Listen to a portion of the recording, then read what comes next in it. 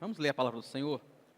O Evangelho do Senhor Jesus, escrito por Mateus, capítulo 6, versículo 5 até o versículo 8. Diz assim o texto: E quando orardes, não sereis como os hipócritas, porque gostam de orar em pé nas sinagogas e nos cantos das praças, para serem vistos dos homens. Em verdade vos digo que eles já receberam recompensa. Tu, porém, quando orares, entra no teu quarto, fecha a porta, orarás a teu pai que está em secreto, e teu pai que vê em secreto te recompensará. E orando, não useis de vãs repetições como gentios, porque presumem que pelo muito falar serão ouvidos.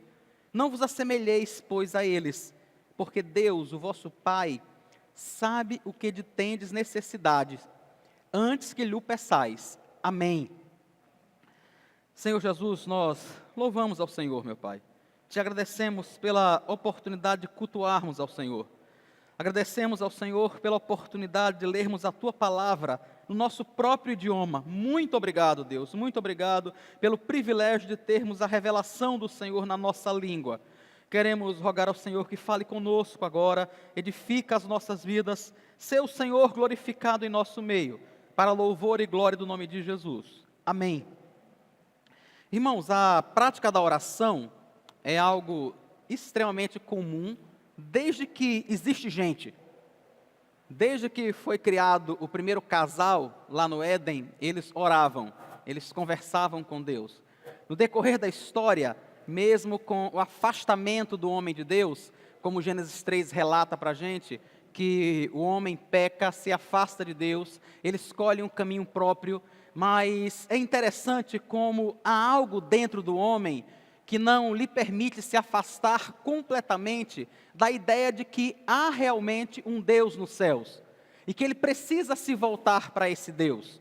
Tem um reformador chamado João Calvino, que ele usa duas palavrinhas para tentar descrever um pouco disso, para tentar explicar esse sentimento que tem no ser humano de que há algo acima dele, de que há algo que é eterno, de que há algo que é permanente, de que há algo que é muito mais poderoso. Ele chama de senso de divindade, e ele diz que isso foi colocado por Deus no coração do homem. Então, no entendimento dele, irmãos, não haveria na realidade um ateu verdadeiro. Haveria apenas um ateu prático. Aquela pessoa que na realidade vive como se Deus não existisse. Mas no fundo do seu coração, no fundo de sua alma, ele sabe que ele não pode fugir da certeza de que há um Deus que o criou, porque o próprio Deus marcou a sua alma dessa forma.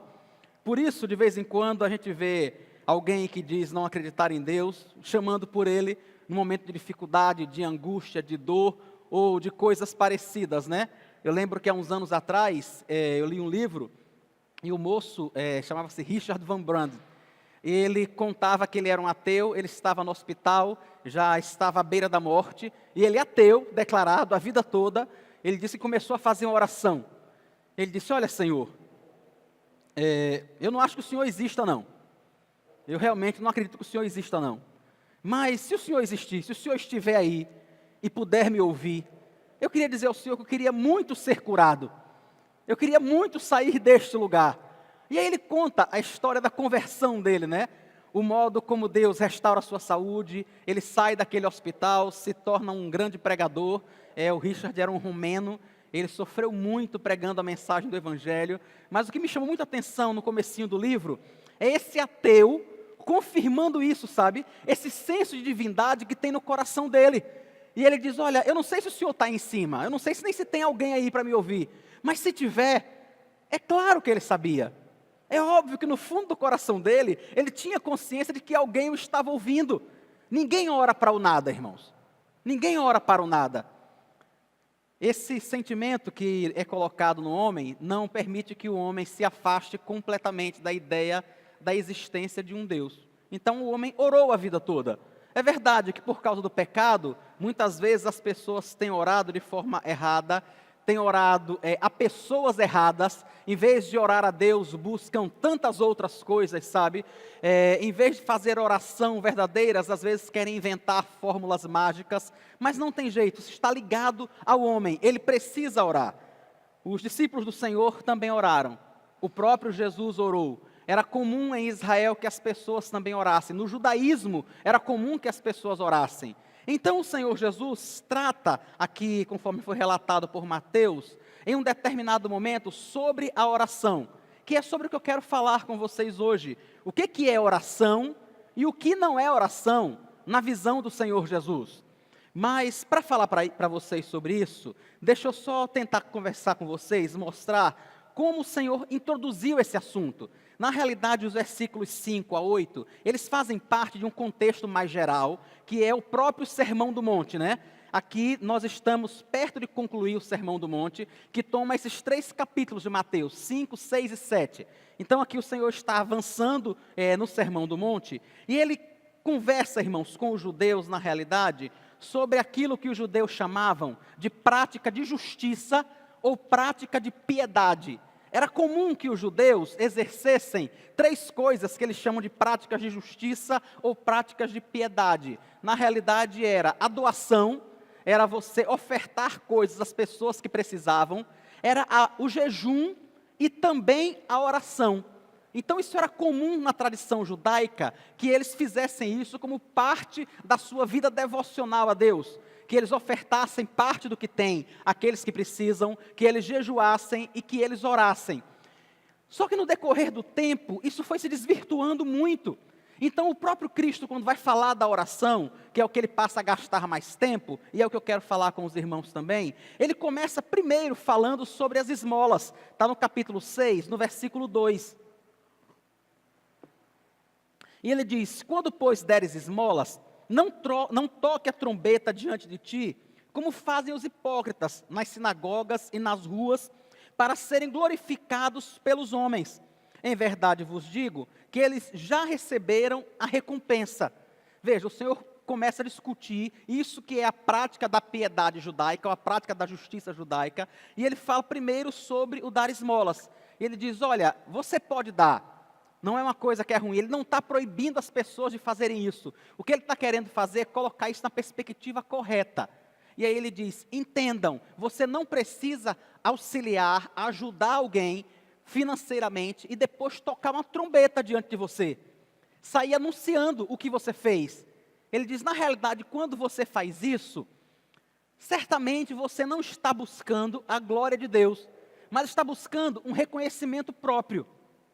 Um pouquinho mais adiante, ele fala aí no capítulo 6, no versículo 16, ele trata sobre o jejum, e ele fala exatamente a mesma coisa. Capítulo 6, versículo 16, ele diz: quando jejuardes, não os mostreis contristados, como os hipócritas, porque desfiguram o rosto, com o fim de parecer aos homens que jejuam.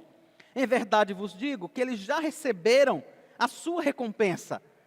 O Senhor passa para a segunda parte, para o jejum, e diz: quando você jejuar, quando você separar um tempo para estar diante de Deus em jejum e oração, não ande com o rosto completamente desfigurado. Não use uma roupa que dê a intenção, que dê a impressão para os outros de que realmente você está jejuando, de que você está praticando uma disciplina espiritual. Ele diz: é algo entre você e Deus. Já que você está jejuando, explica ele no versículo 17, ele diz: quando você jejuar, unja a sua cabeça, que era uma prática normal entre os judeus, né? Lave a sua cabeça, unja a sua cabeça normalmente, como se fosse um dia, como se fosse um período normal, algo que você faria no seu dia a dia. E aí o Senhor diz: unja a sua cabeça e lave o seu rosto, com o fim de não parecer aos homens que você está jejuando. Mais uma vez, o Senhor não está atacando o jejum. Ele está, na realidade, dizendo: jejuar não é que jejuar seja ruim, inclusive é uma boa prática. O próprio Cristo jejuou. O que ele está fazendo é dizendo: faça isso como uma disciplina espiritual. Faça isso entre você e Deus. Não faça isso para chamar atenção para você. Não faça isso para dizer assim: veja como eu sou espiritual. Veja como eu faço isso, ou como eu faço aquilo. Como se você fosse uma pessoa diferente das outras. E o Senhor diz: quando você faz isso, Na realidade, a coisa que você está buscando é chamar a atenção para você. Não é exatamente ter um tempo, um momento entre você e Deus, aonde você abre mão do alimento, que é isso que a gente faz com o jejum, né? Quando nós jejuamos, nós abrimos mão do alimento durante um determinado tempo, com o intuito de mostrar a Deus que nós queremos realmente estar diante dEle, que muito mais do que o alimento, o que nós precisamos é da presença do Senhor em nossa vida. O jejum, irmãos, não serve para pressionar a Deus. Algumas pessoas já tiveram a impressão de que elas poderiam jejuar vários dias, como uma forma de talvez pressionar Deus a fazer alguma coisa. Mas Ele é Deus, Ele não é pressionado por coisa alguma. Ele tem um plano eterno que vai acontecendo dia após dia. Por que jejuar então? Porque eu e você precisamos nos parecer com o Senhor dia após dia. Quando nós jejuamos, nós estamos nos colocando diante de Deus e dizendo: Senhor, nós queremos ser semelhante ao Teu Filho. Nós queremos ser como o próprio Senhor Jesus foi enquanto caminhou nesse mundo. E queremos demonstrar isso diante do Senhor, abrindo mão de algo que é tão importante para a gente, que é o nosso próprio alimento. É isso que nós fazemos quando jejuamos. Não é um modo de pressionarmos Deus a conseguirmos um emprego, a conseguirmos um esposo, a conseguirmos algo que nós queremos, mas é na realidade um ato de contrição diante do Senhor. Então, ele também comenta sobre o último tópico, que é a oração. Aí está no capítulo 6, do versículo 5 que nós lemos. E ele volta, irmãos, a frisar a mesma coisa. O mesmo termo que ele usou quando ele falou da esmola e quando ele falou do jejum, ele faz a mesma coisa agora com a oração. E ele diz: quando orardes, capítulo 6, versículo 5. Não sereis como os hipócritas, porque gostam de orar em pé, nas sinagogas e nos cantos das praças, para serem vistos dos homens. Em verdade vos digo que eles já receberam a recompensa. Mais uma vez o Senhor chama as pessoas que têm esse comportamento de hipócritas. A ideia da palavra aqui no original, irmãos, é de alguém que está demonstrando ser o que não é. Na realidade, a palavra que é traduzida aqui na nossa versão como hipócrita, ela foi usada inicialmente para falar de atores, de pessoas que estavam representando um papel. Eram pessoas que poderiam usar uma máscara ou não usar, mas que ela estava na realidade representando. Não é isso que um ator faz? Quando nós vemos um filme, por exemplo, ele não é exatamente igual ao personagem. Ele está representando um personagem. Posteriormente, essa palavra foi evoluindo e ela foi realmente transmitindo aquilo que nós entendemos hoje. O hipócrita quem é? É aquele que quer parecer o que não é. Ele quer parecer o que não é. Eu lembro que, há um tempo atrás, lá no condomínio, eu vi uma moto muito bonita. Uma moto grande, de um porte muito grande, sabe? E eu gosto de moto. Eu parei e fui olhar a moto. E eu lembro que eu olhei e disse: rapaz, que moto grande, quando eu comecei a caminhar na direção dela. Até que quando eu cheguei perto, eu vi que ela tinha muito tamanho. Era uma moto que chamava muito atenção, mas tinha um motorzinho bem pequeno. Era um motor de 250 cilindradas, que eu acho que não tinha nem 15 cavalos aquele negócio. E eu lembro quando eu cheguei perto da moto, que eu olhei para ela, a primeira coisa que eu pensei foi: você é um hipócrita. Você é um hipócrita. Você está aparentando o que você não é. Quem olha para aquela moto de longe pensa: rapaz, essa moto, se bota asa, ela voa. Quando você chega perto, não é só aparência, é só casca, ela não tem coração, ela não tem motor. Era isso que estava acontecendo aqui. Jesus está dizendo: olha, alguém que dá esmolas, alguém que jejua, ou alguém que ora para chamar a atenção para si, ele está querendo parecer algo que ele, na realidade, não é. Ele não é isso, ele não está em comunhão com Deus, ele não está orando de verdade. Oração de verdade não é feita para representar, não é a impostação bonita da voz, sabe? Pegar o microfone e usar palavras eloquentes e palavras bonitas. Ó, amantíssimo Deus que habita os mais altos céus dos céus. Irmãos, eu não tenho nada contra a eloquência. Realmente não tenho nada contra as pessoas que falam e que se expressam muito bem. Desde que isso seja a prática normal da sua vida. Agora, não tem gente que às vezes vai orar e usa um vocabulário que não é dele. Não é dele. Conversando com ele, você sabe que ele não fala assim.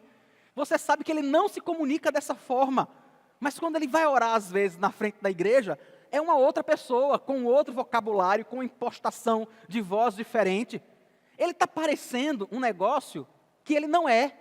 Ele não é aquilo. Ele não fala daquela forma. É isso que Jesus está dizendo. Quem faz isso é um hipócrita. A pergunta que fica é: quem faz isso? É alguém que conhece a Deus, mas que não foi corretamente orientado?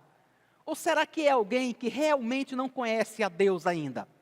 A Confissão de Fé de Westminster, no capítulo 16, no ponto 7, ela diz um negócio interessante. Diz assim: as obras feitas pelos não regenerados, vejam, as obras feitas pelos não regenerados, aqueles que não nasceram ainda, embora sejam, quanto à matéria, coisa que Deus ordena, ou seja, Deus ordena que a gente jejue, que a gente ore, que a gente dê esmolas, e úteis tanto a si mesmo quanto a outros, contudo, porque não procedem de um coração purificado pela fé, não são feitas devidamente, segundo a palavra, e nem para um fim justo, a glória de Deus. Ou seja, pessoas que não conhecem a Deus, elas podem dar esmolas.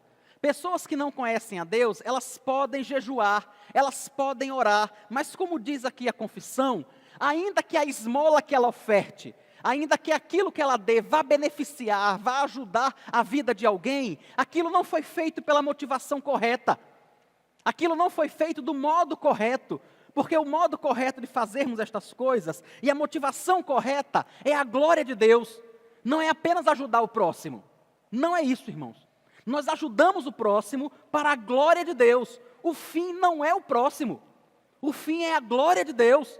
E quando as pessoas fazem isso pela motivação errada, é verdade, ela beneficia outra pessoa, mas ela não glorifica a Deus, porque na realidade ela não é regenerada, ela não conhece a Cristo.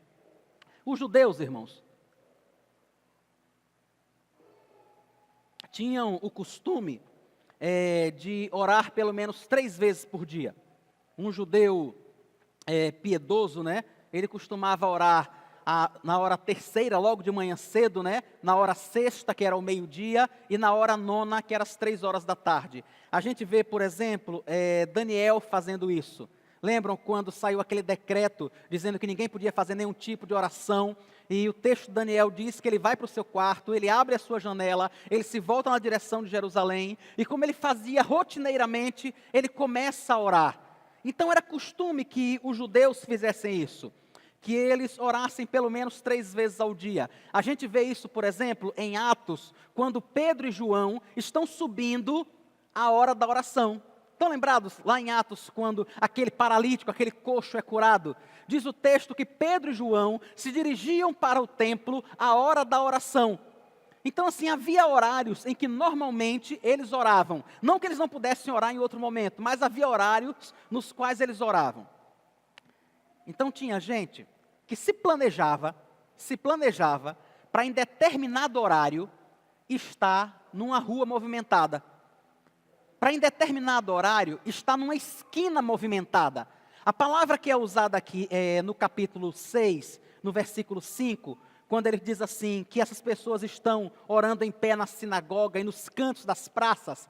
A ideia da palavra praças aqui são, na realidade, ruas largas, ruas mais movimentadas, esquinas movimentadas mesmo. E tinha gente, irmãos, que se programava para estar ali ao meio-dia, para estar ali às 3 horas da tarde, que era a hora que geralmente os judeus estavam orando. Então assim, chegou a hora de orar, é meio-dia, mas assim, por coincidência, ele está ali, ele está naquela rua movimentada.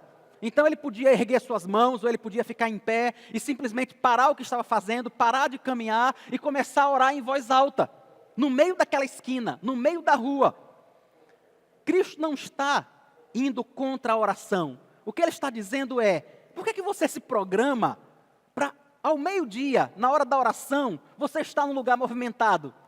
Para as pessoas olharem para você e dizer: rapaz, esse realmente é piedoso. Ele está indo para o trabalho, ele está atarefado, ele está fazendo alguma coisa, mas deu a hora da oração, ele parou. Ele parou o que estava fazendo, por mais importante que fosse, ergueu a sua voz e começou a orar. Vejam que interessante. Ninguém poderia dizer que aquele homem era um hipócrita, a não ser o próprio Cristo.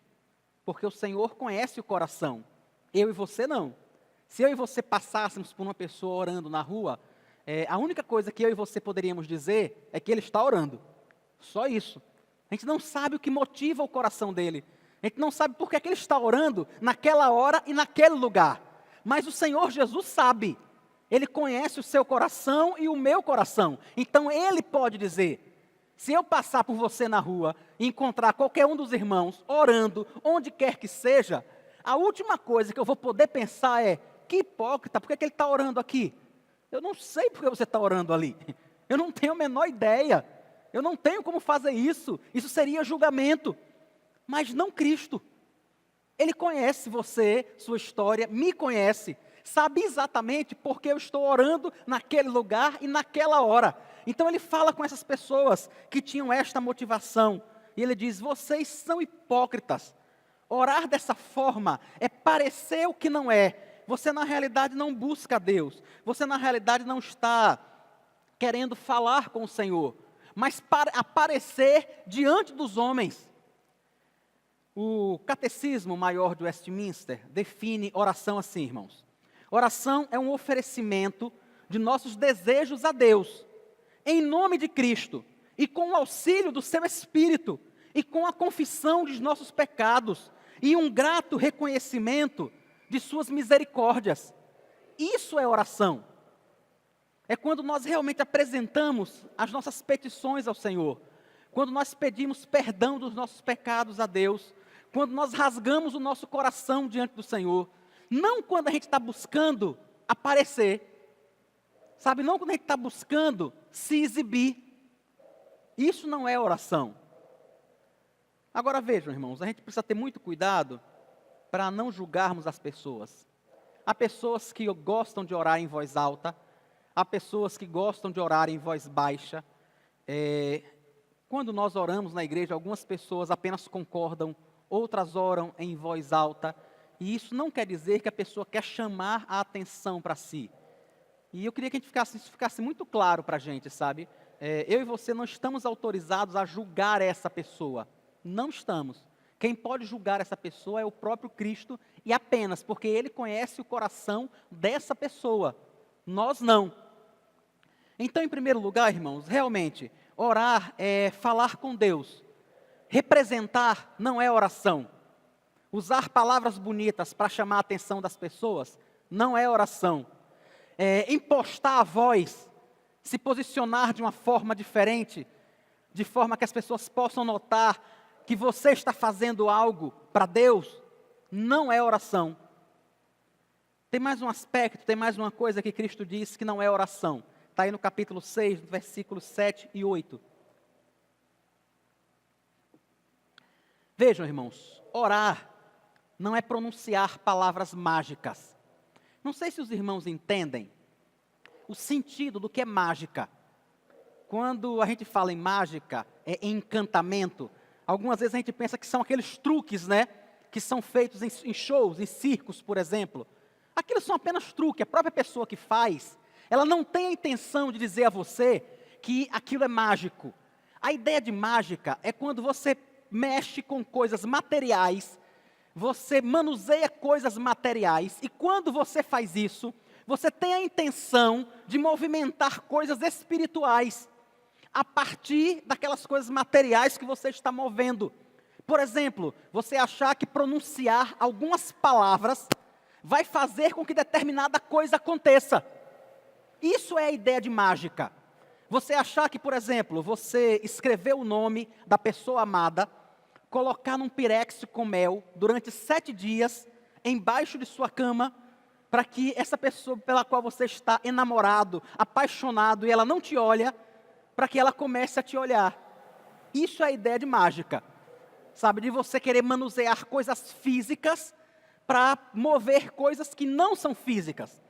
Cristo chegou para os discípulos e disse: não tentem fazer mágica quando estão orando.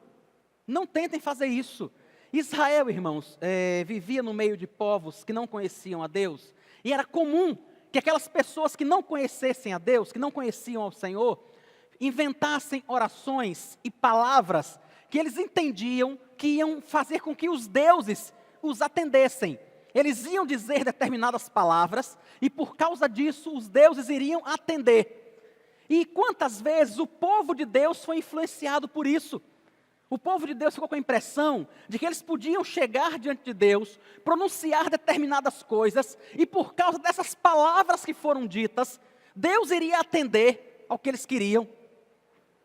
Jesus olha para eles, capítulo 6, versículos 7 e 8, e diz: e orando, não useis de vãs repetições, como os gentios, como os pagãos. Isso é paganismo, vãs repetições, porque presumem que pelo seu muito falar serão ouvidos. Por que eles presumem isso? Porque eles acham que há poder nas palavras deles. Entendem, irmãos, o que essas pessoas estavam pensando? Quando elas continuavam a repetir, a repetir, a repetir, na cabeça deles havia poder nas suas palavras. O poder não está em Deus. O poder estaria nas suas palavras, que de forma que quando eles repetem, e repetem, e repetem, Deus iria fazer. Isso é mágica. E Jesus diz, isso não funciona. Isso não é oração, de jeito nenhum. Ele ainda diz, quem faz isso são os pagãos. Os gentios aqui é a tradução realmente de pagão, de alguém que não conhece a Deus, de alguém que não conhece o verdadeiro Deus. A gente vê isso, irmãos, no primeiro livro de Reis, no capítulo 18, o momento em que Elias chama os profetas de Baal e diz assim, vamos fazer um sacrifício aqui, vamos clamar a Deus, e aquele que for Deus verdadeiro vai responder. O texto é interessante quando conta o desespero dos profetas de Baal orando. Capítulo 18, versículo 26, diz assim, tomaram o novilho que eles fora dado, prepararam e invocaram o nome de Baal, desde a manhã até o meio-dia. Veja, de manhã até o meio-dia, dizendo, Baal, responde-nos. Dá para você imaginar, de manhã até o meio-dia, alguém dizendo, Baal, responde-nos, Baal, responde-nos. Diz o texto, porém não havia uma voz que respondesse. E aí eles não apenas falam, eles começam a fazer um trejeito com o corpo. O texto diz que eles manquejavam, e manquejando se movimentavam ao redor do altar que tinham feito. As repetições não eram suficientes, eles acharam que agora eles podiam se mover de uma forma diferente para ver se Baal respondia. Ao meio-dia, Elias zombava deles, dizendo, clamar em altas vozes, porque ele é Deus. Pode ser que esteja meditando, ou atendendo a necessidades, ou de viagem, ou a dormir e despertará. E eles clamavam em alta voz, e aí eles dão outro passo. Primeiro eles só repetiam, depois eles começaram a mancar. Agora, diz o versículo 28, eles já começam a retaliar o seu corpo. Vejam, eles já estão se cortando para tentar pressionar Baal a atender a oração deles. E eles clamavam em altas vozes e se retalhavam com facas e com lancetas, segundo o seu costume, até derramar sangue. Era desse costume, de costumes semelhantes, que Cristo estava falando aqui no capítulo 6, versículos 7 e 8. Ele está dizendo, não façam como esses pagãos. Não adianta você ficar de manhã até o meio-dia clamando, Jesus cure meu filho, Jesus cure meu filho, Jesus cure meu filho, Jesus cure meu filho, Jesus cure meu filho. Não adianta você chegar até o meio-dia fazendo isso e depois começar a manquejar ou se cortar ou coisa parecida. Jesus diz, não é por causa disso que você vai ser ouvido.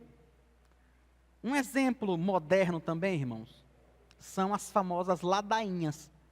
Não sei se vocês já viram o que é uma ladainha. Se você olhar no dicionário, vai dizer que uma ladainha é uma oração formada por uma série de repetições curtas, né? Mas, no geral, o que é uma ladainha na nossa concepção? Quando a gente fala de uma ladainha, a gente está falando de quê? De uma conversa enjoada. Não é disso que a gente está falando. Quando a gente diz, sabe quando aquela pessoa fica aquela ladainha, conversando. Não é interessante isso? Veja, a origem da ideia de ladainha é de alguém que está pronunciando palavras curtas, orações curtas e repetitivas. No uso popular, ladainha é uma conversa chata, que não acaba nunca, que não para nunca. E existem muitas. Se você entrar na internet e colocar lá ladainha, aparecem diversas. Há um tempo atrás eu passei por um canal na televisão e uma pessoa estava fazendo uma ladainha. Eu nunca tinha visto, eu já tinha visto no papel, mas não alguém fazer. E a pessoa estava realmente pronunciando durante muito tempo palavras bem semelhantes, repetindo e repetindo e repetindo e repetindo. E o Senhor Jesus diz: isso não é oração. Fazer apenas repetições, como se de alguma forma isso fosse pressionar Deus a fazer algo, não é oração. Irmãos, oração é uma conversa com um ser pessoal, com o próprio Deus. E como toda conversa, é preciso que seja lógica, é preciso que seja objetiva, é preciso que haja entendimento. Sabe, ninguém chega conversando com outra pessoa e fica pronunciando e repetindo e repetindo e repetindo e repetindo. Isso não acontece. Deixa eu só esclarecer uma coisa para vocês. Algumas pessoas, quando veem esse texto, perguntam assim: isso não é o que Cristo chama de perseverar em oração? Lembram que Cristo fala sobre perseverar em oração? Que ele diz assim: pedi e dar-se-vos-á, batei e abrir-se-vos-á. Não é disso que ele está falando. Cristo não está falando, irmãos, de vãs repetições. Quando ele fala em perseverar em oração, ele fala em você permanecer diante de Deus, pedindo algo a Deus, sempre que você pode, sempre que você ora. Quando você, por exemplo, está se preparando para fazer um concurso, e você passa 2 anos se preparando para fazer o concurso. Você passa um ano todo no pré-vestibular, se preparando para encarar o vestibular no final do ano. E todo dia, quando você vai ter o seu tempo devocional, aquele horário que você tem todo dia para orar e para ler a Bíblia, você para diante de Deus e diz: Senhor, abençoa o meu estudo. O Senhor sabe que eu realmente gostaria de passar nesse concurso. Eu realmente gostaria de passar nesse vestibular. Eu realmente gostaria de ser aprovado nessa entrevista e conseguir um emprego. Abençoe para que corra tudo bem. E aí no outro dia você volta a orar ao Senhor de novo. Quando você chega lá no pré-vestibular, que o professor começa a dar um assunto e você não está entendendo direito, enquanto você copia, você ora no seu coração: Senhor, me ajuda a entender esse assunto. O Senhor sabe que eu preciso disso para fazer a prova, mas eu não estou conseguindo entender direito. Me ajude a compreender o que o professor está ensinando. E isso é perseverar em oração. Entenderam a diferença? É diferente de você acordar às 7 da manhã e ficar até 8. Senhor, me aprova no vestibular. Senhor, me aprova no vestibular. Senhor, me aprova no vestibular. Senhor, me aprova no vestibular. E aí no outro dia fazer a mesma coisa. Ou fazer isso 3 vezes por dia, achando que quanto mais você disser, Deus vai atender. E o próprio Cristo diz: não vai acontecer isso.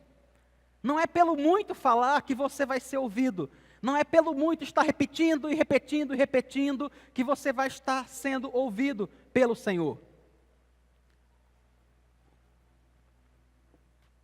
Então nós já vimos, irmãos, o próprio Cristo falando sobre 2 coisas que não são oração. Representar não é oração. Ficar repetindo um bocado de palavras não é oração. Vamos ver agora ele dizendo o que é oração? Como é que ele nos orienta a orar?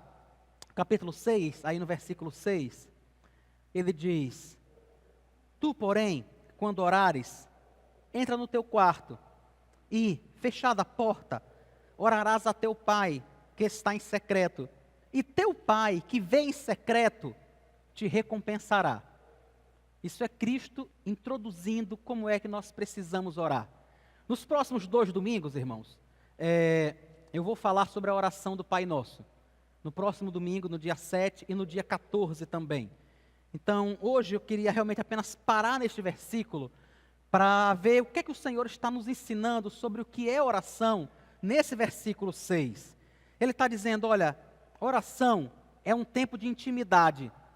é um tempo separado, é um tempo escolhido para você estar diante de Deus. Algumas pessoas podem dizer, mas eu não tenho um quarto, ou eu não tenho nem porta no meu quarto, ou coisa parecida. Jesus sabia disso, irmãos. Na época de Cristo, as casas daquele período não tinha vários cômodos como a nossa. A maioria delas, na verdade, tinha apenas um cômodo. A maioria. Mas era comum que as pessoas que tinham casas, ou que tinham casas um pouquinho maiores até, que elas tivessem um quartinho, uma despensa, onde era guardado o mantimento da casa, onde eram guardadas as coisas da casa. Cristo está se referindo, em especial, a esse local. Aquele local, ninguém andava lá toda hora. As pessoas só iam naquele quarto quando precisavam de alguma coisa. A pessoa entrava lá, abria a porta da despensa, pegava o que queria, saía e fechava a porta. O que Cristo está dizendo é, quando você quiser orar, procure um lugar desse jeito. Um lugar que não é movimentado, sabe? Ele está fazendo um contraponto com aquela pessoa que, em vez de orar, está querendo se exibir, e aí ele vai ficar em pé numa esquina. Ele diz, não, pelo contrário, não fique em pé numa esquina, não. Vá para aquela despensa, vá para aquele lugarzinho na sua casa, onde ninguém anda lá toda hora, e lá, fecha a porta, sem chamar a atenção de ninguém, sem ninguém ver, e ore ao Senhor. Nesse tempo lá, fale com seu pai, fale em secreto. Eu acho interessante, irmãos, que quando Cristo vai falar aqui sobre o que é oração, ele diz, ore ao seu pai, sabe? Tranque a porta do seu quarto, você como um filho, e fique a sós com seu pai. Vejam como é diferente, irmãos. Como é diferente o relacionamento com o nosso pai. A oração, aquele a quem nós reconhecemos que é o nosso pai. Isso é oração, sabe? Não é estar representando, não é estar repetindo, não é estar tentando fazer mágica. É encontrar um lugar sossegado, um tempo sossegado, uma hora sossegada, onde a gente possa realmente estar só a gente e Deus. A gente não precisa, irmãos, fechar os olhos para orar. Não precisamos. Não tem nenhum momento na Bíblia que diga que Deus só vai ouvir a sua oração se você tiver de olhos fechados, ou se você estiver ajoelhado. Não existe isso. Tanto faz se você vai orar de olhos fechados, de olhos abertos, ajoelhado, sentado ou em pé. Quando Cristo fala sobre oração, o que Ele está dizendo é, procure um lugar sossegado. Procure um lugar que você possa ter calma. Na igreja, por exemplo, a gente fecha os olhos para orar, apenas para que outras coisas não fiquem chamando nossa atenção. É por isso que a gente fecha os olhos. Não tem pecado nenhum em orar com os olhos abertos. É que é bem verdade, a gente se dispersa com muita facilidade, né? Então, se a gente ficar com os olhos abertos, a gente começa a orar, aí um faz uma coisa, uma criança passa correndo, alguém fez alguma coisa, isso desconcentra a gente. Então, a gente fecha os olhos. Ou seja, aqui na igreja, quando a gente ora de forma pública, não tem como cada um de nós procurar um lugar sossegado, procurar um lugar separado. O que a gente faz então? A gente fecha os olhos. Pronto, só estou eu aqui agora. Eu não quero saber o que ninguém está fazendo, estou apenas eu e Deus. Aí eu vou orar. É essa a ideia do Senhor, sabe? Encontre um lugar sossegado. Se fosse hoje, digamos que Jesus estivesse pronunciando essas palavras hoje para a nossa igreja, para mim, por exemplo, eu acho que ele ia dizer assim, olhe, quando você for orar, desligue o celular, desligue a televisão, desligue o telefone, sabe? Desligue tudo que você puder desligar, que possa chamar a sua atenção nesse momento. E converse com seu pai, converse com Deus, porque hoje realmente a gente tem, muitas vezes, dificuldade de sossegar, né? De se aquietar. Isso é muito difícil para a gente hoje. Depois que os computadores se tornaram portáteis e encolheram, até ficar na nossa mão, é muito difícil a gente realmente se acalmar. É muito difícil, por exemplo, a gente ficar em silêncio. Quem de nós sai de casa dirigindo o carro até o trabalho sem ouvir nada, sabe, com os vidros fechados, o ar-condicionado ligado, e aí leva 25, 30 minutos até chegar no trabalho, em silêncio? Quem de nós faz isso? Quem de nós fica sozinho em casa, em silêncio? Eu já vi gente, irmãos, que quando está sozinho em casa, liga a televisão e bota no volume alto. Ele não está vendo, a televisão fica até num cômodo separado. Mas liga e fica no volume e ele vai arrumar a casa, vai fazer uma coisa ou outra. Mas para não se sentir sozinho em casa. Não faz isso às vezes? A gente não faz isso? A gente não quer ficar sozinho e bota uma música, aí bota a televisão. Ou então vai fazer alguma coisa e pega o telefone, liga para alguém, bota no Viva Voz e bota aqui perto, enquanto faz alguma coisa e conversa. A gente é assim, extremamente disperso, né? A gente não consegue se acalmar. Por isso, a gente tem tanta dificuldade em orar. Oração, conforme o próprio Cristo disse, é isso. O Senhor Jesus fez isso várias vezes, irmãos. Marcos, capítulo 1, no versículo 35, diz assim, falando de Jesus, né? Tendo se levantado alta madrugada, saiu, foi para um lugar deserto e ali orava. Vejam, não era suficiente ele acordar numa hora que está todo mundo dormindo. Ele acorda numa hora que está todo mundo dormindo e ainda vai para um lugar que não tinha ninguém. Porque se alguém acordasse, ainda não ia incomodar ele orando. Ainda não ia interromper o seu tempo de oração. Ele levanta alta madrugada, irmãos, para orar, para estar com Deus, para estar falando com o Senhor. Capítulo 14, versículo 35 de Marcos, ele diz, e adiantando-se um pouco, prostrou-se em terra e orava, para que, se possível, lhe fosse poupada aquela hora. Lucas, capítulo 5, versículos 15 e 16, dizem assim, porém, o que se dizia a seu respeito cada vez mais se divulgava, e grandes multidões afluíam para o ouvirem e serem curadas de suas enfermidades. Vejam, a fama de Cristo estava crescendo, aquilo que ele fazia estava correndo de boca em boca, e cada vez mais pessoas procuravam ele. E quanto mais as pessoas procuravam ele, o que é que ele fazia, irmãos? Diz o versículo 16, ele, porém, se retirava para lugares solitários e orava. Se retirava para lugares solitários e orava. Nós que pastoreamos a igreja do Senhor, muitas vezes, irmãos, somos tentados a não fazer como Jesus. Muitas vezes no cuidado com a igreja de Cristo, no desejo de estar com os irmãos, de abençoar os irmãos, de falar a palavra de Deus para os irmãos, de cuidar do rebanho, né?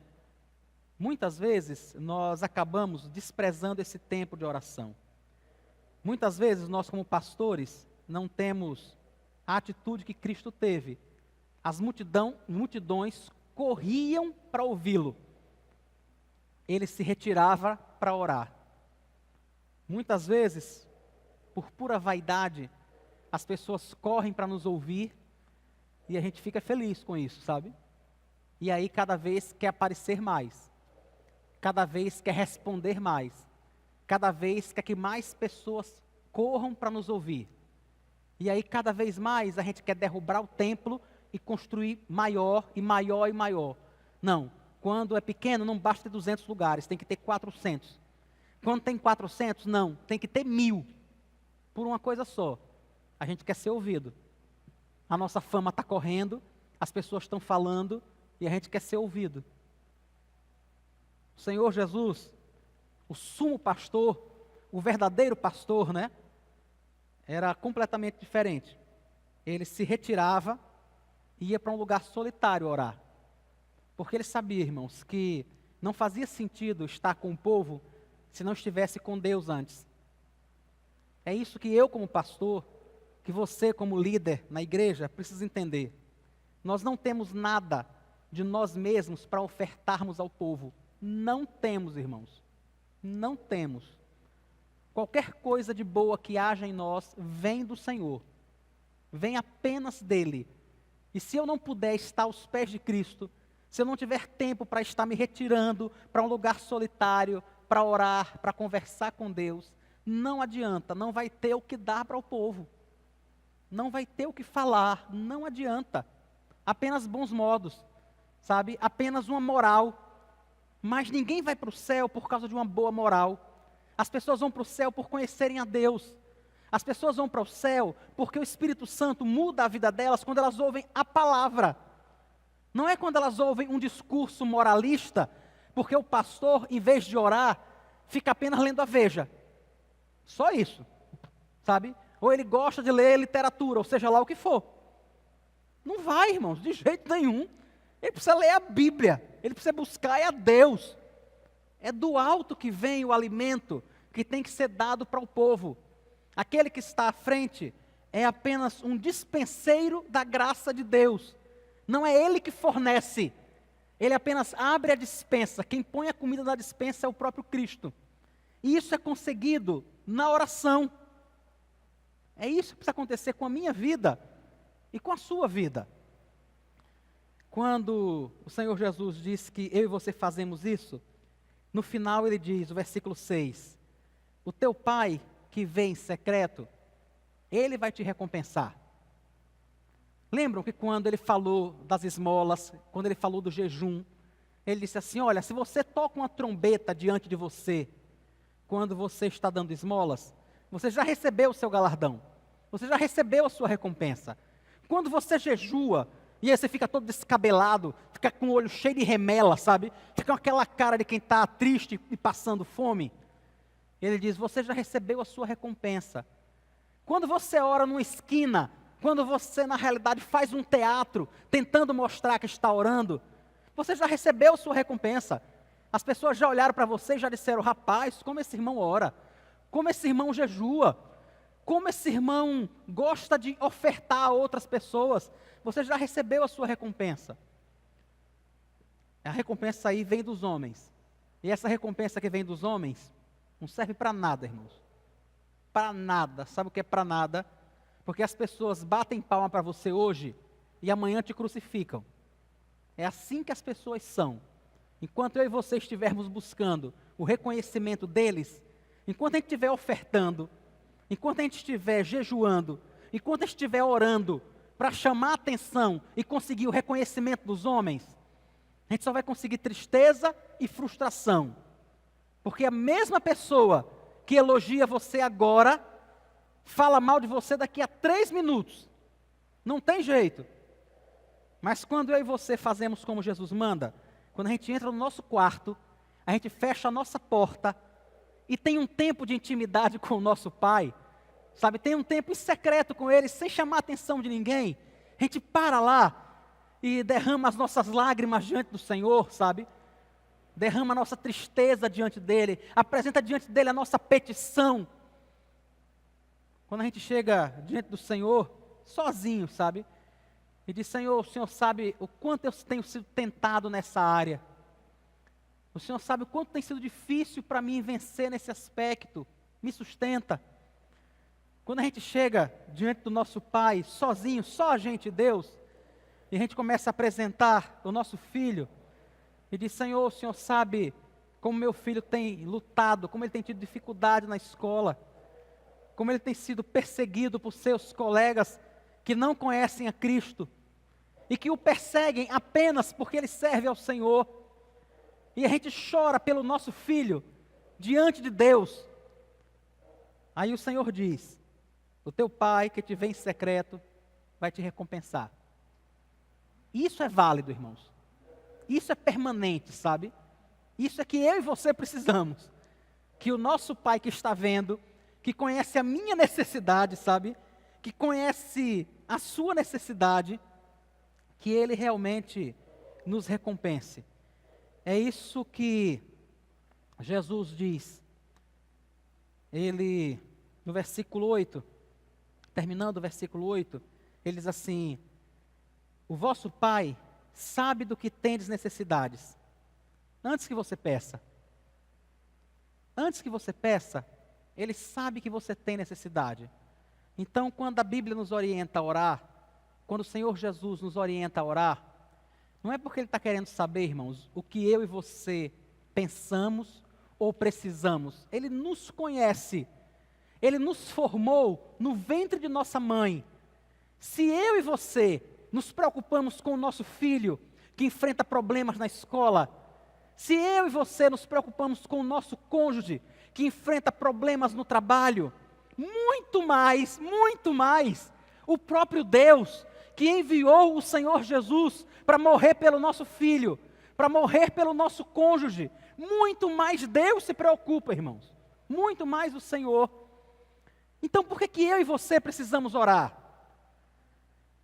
Para termos paz no nosso coração, para termos comunhão com o Senhor, para descansarmos em sua vontade, para que, mesmo quando for a vontade de Deus, que a gente não passe naquele concurso, a gente consiga saber que essa não foi, e que isso não aconteceu porque o diabo interferiu de alguma forma, que isso não aconteceu por alguma coincidência qualquer, mas que isso aconteceu porque o nosso Pai Celeste, que é dono da nossa vida, que é dono de toda e qualquer circunstância, quis que fosse assim.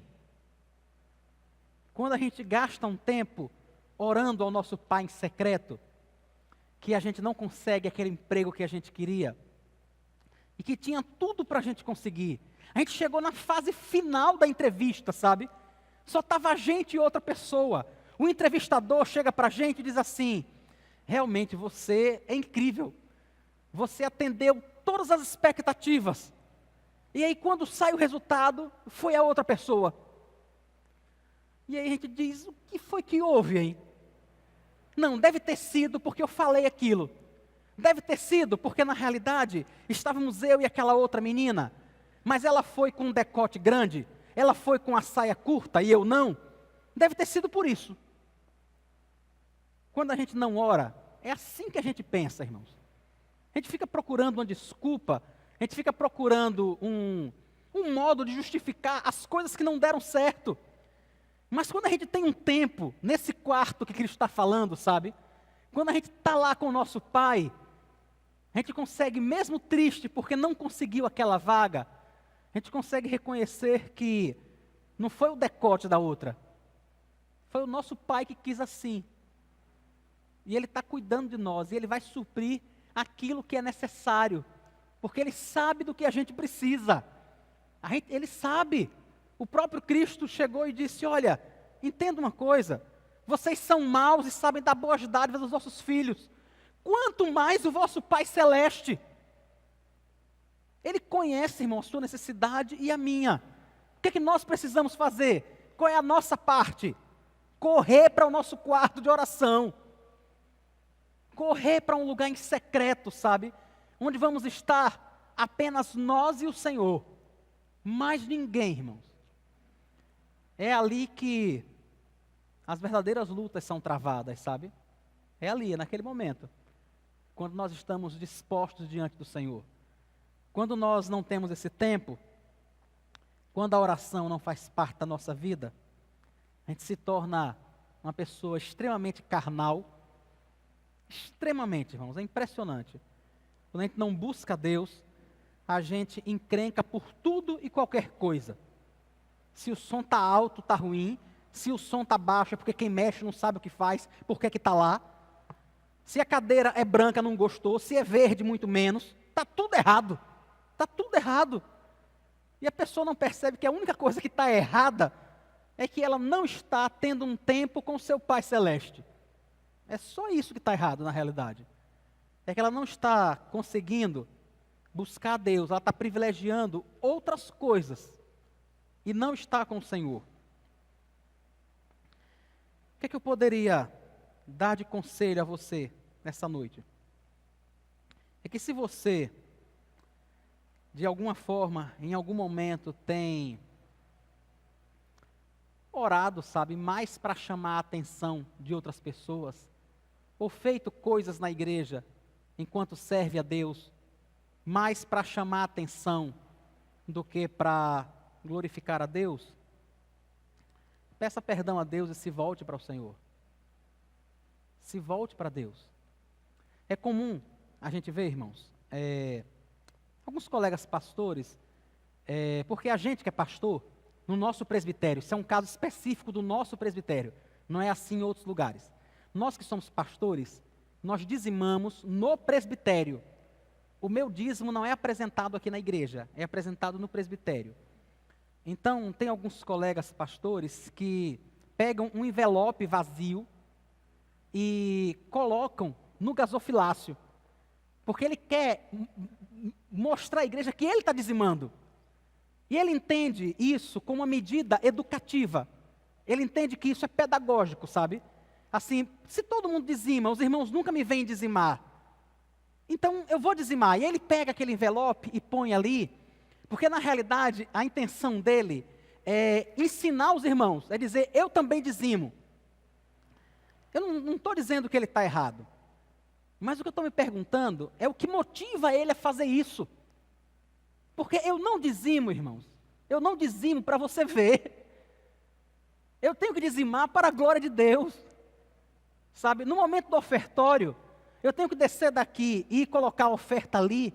Não é para que você veja que eu estou ofertando e você venha ofertar também. É porque isso faz parte do culto que eu presto a Deus. Eu tenho que prestar culto a Deus e o ofertório faz parte desse culto. Não é para ensinar, sabe? Não é para ser um exemplo só. É porque isso é culto. Isso faz parte do culto.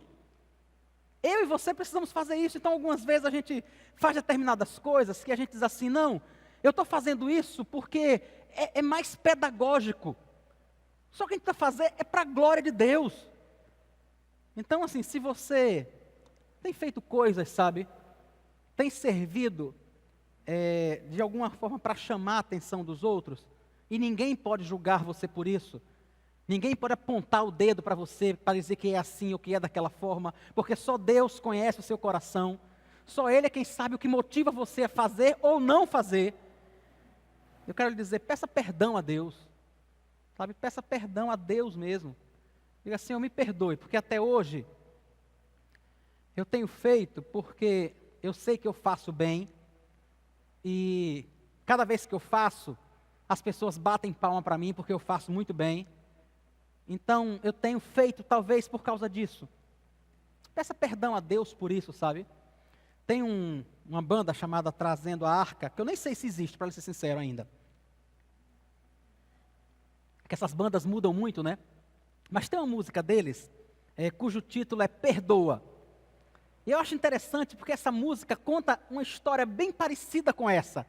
De gente que está fazendo coisa, na realidade, para se mostrar. Ninguém sabe, mas ele é um hipócrita. A música diz assim, perdoa, quando eu disse te servir, me servindo de você, maculando o teu altar. E dizendo ser para ti, mas querendo ter para mim a glória. Perdoa, se de mim me orgulhei, esquecendo quem sou eu, desprezando quem és tu. Eu sou barro e sou pó, e o tesouro que há em mim é teu, Senhor. Perdoa, me desfaz e me refaz, mas não deixe que eu me perca em minhas vaidades. Perdoa, ressuscita-me para ti, quero estar no centro de tua vontade. Me perdoa, me livra de mim mesmo. Se essa música aqui se parece com você, peça perdão hoje a Deus. Se volte para o Senhor. Faça como Cristo mandou. Em vez de fazer coisas para se mostrar, procure sempre um lugar secreto para servir. Procure um lugar secreto para servir ao Senhor. Para orar ao Senhor, para estar com Deus. E aí, como o próprio Cristo falou, o nosso Pai celeste, que vê, que sabe, Ele mesmo vai te recompensar. Ele mesmo vai te sustentar. Amém. Vamos orar ao Senhor. Depois nós vamos cantar uma música. Senhor Jesus, tem misericórdia de nós, Pai. Nós somos muito pequenos, Senhor. Quantas vezes a gente se engana? Quantas vezes, Pai, nós caímos no auto-engano? Pensamos que estamos fazendo para o Senhor, quando estamos fazendo para nós mesmos. Tem misericórdia, Pai, das vezes em que eu fiz isso. Me perdoa, Senhor. Perdoa a tua igreja. Perdoa os meus irmãos nas vezes em que eles fizeram isso. Trata o nosso coração e a nossa alma e nos ajuda a nos voltarmos para o Senhor. Deus, ajuda-nos para que, em vez de orarmos para aparecer, que a gente possa desaparecer na Tua presença, que a gente possa desaparecer diante dos homens e correr para o quarto de oração. Deus, tem misericórdia de mim e dos meus irmãos, que temos gastado tão pouco tempo neste quarto, Senhor. Gastamos tanto tempo trabalhando, tanto tempo estudando, tanto tempo nos divertindo, mas tão pouco tempo, Senhor, com o Senhor, em secreto. Tem misericórdia de nós, Pai. Tem misericórdia. Desperta-nos para o louvor e para a glória do nome de Jesus. Amém.